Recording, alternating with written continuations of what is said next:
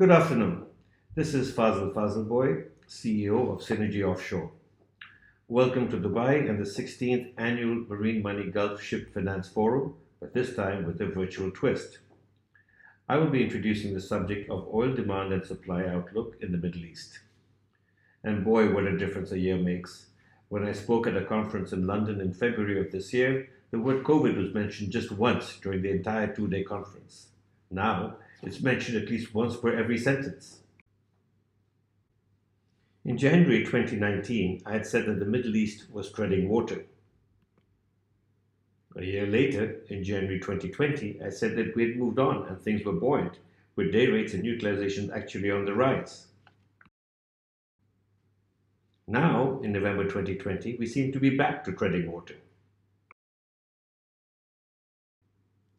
But to put things in context and to set the global stage, we're now facing the double whammy of the COVID-19 pandemic and the oil price collapse. The collapse is due to the destruction of demand and the oversupply of oil. The oversupply, of course, was fueled due to the spat between Russia and Saudi over market share in Q1 of this year, as they both opened up their spigots and flooded the markets with oil. IOCs and NOCs have slashed the E&P and capex budgets by at least 20%. Some analysts say even 30%. Q2 losses for oil majors, Exxon 1.1 billion, Eni 5 billion, all the way up to Shell at 18 billion, a whopping total of almost $40 billion of losses in Q2 alone.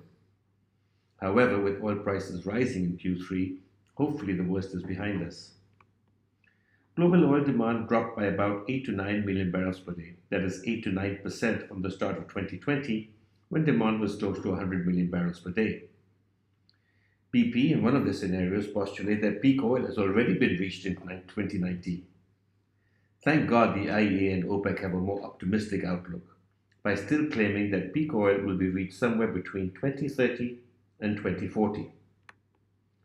Approvals for new oil and gas projects are set to fall by 75% in 2020, according to Rystad Energy, with only $27 billion for offshore projects compared to $109 billion that was spent in 2019, with the IEA stating that global spending on oil is set to drop by $1 trillion in 2020. According to TradeWinds, $8 billion of debt needs to be refinanced in the OSV sector, primarily in Norway but also in the US. The trending word of the year for the OSV sector, therefore, is liquidity.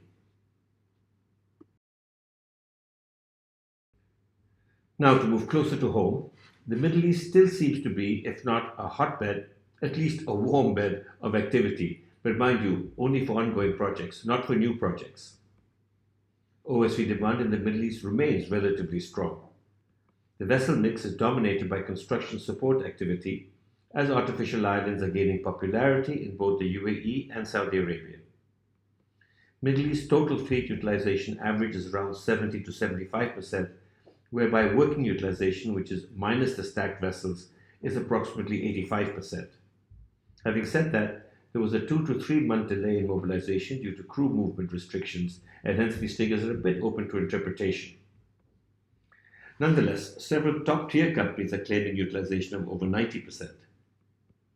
However, we still need to keep in mind that there are over 100 vessels stacked in the region. Day rates have dropped as charterers requested discounts of 20% or more. So many OSV owners, in solidarity with their clients, did notionally drop their rates in the 5 to 10% range. COVID-19 has played havoc with the well-being of crew. Extended tours of duty, delayed repatriations, delayed mobilizations, especially cross-border, and significant cost increases due to 14 days quarantine requirements for the crew as they were signing on and off. NOCs in the Middle East, therefore, have this dilemma.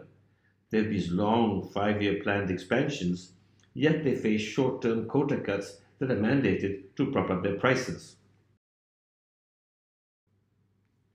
Now, staying with the UAE, ADNOC achieved their 4 million barrels per day target by 2020 exactly as planned, and are, or at least were, on track to achieve 5 million barrels per day by 2030.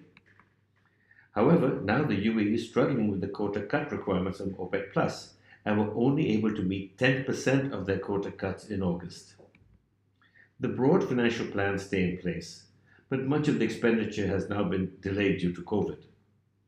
Overall, drilling in the UAE is projected to decline by 10% in 2020. Now, moving to Saudi, Aramco's plans broadly stay in place, but the execution has generally shifted to the right due to the lack of demand and the fall in oil prices. The good news is that the International Maritime Industries project, a giant shipyard coming up in Ras Al Khair, continues to be built. However, much like the UAE, drilling has also been affected and there's an expected decline in drilling of up to 15%. Qatar, well, most of the projects described last year are on track, but delayed a bit due to COVID. But this is a short-term issue and Qatar remains a robust market for the OSV fleet. In Kuwait and in Bahrain, many new initiatives and projects have been put on hold as the oil majors refocus their priorities only on the low-hanging fruit. To wrap up, and as this is a ship finance forum, I would like to highlight some of the movements in the UAE towards consolidation and some M&A activity. Towards the end of last year, DP World acquired and merged Topaz Energy and Marine into P&O Maritime Logistics. ADFG are progressing their takeover of Stanford Marine from Abraj and Waha Capital, though it's still a work in progress.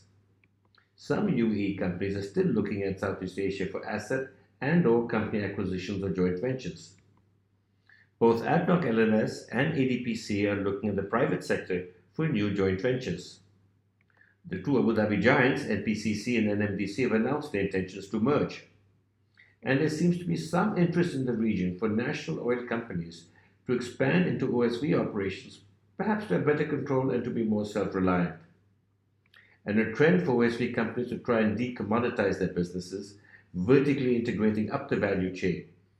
This could be via providing logistics, contracting, diving, and or the bundling of such services. To introduce the panelists, we have Douglas Korth, Director Marine Operations for EMEA at McDermott Middle East. We have Rahul Mehrotra, Director Marketing at Shelf Drilling, and Mark Kachu, Chief Commercial Officer, Zakir Marine International. And I, Fazl Fazlboy, will be the moderator for this session. Thank you very much.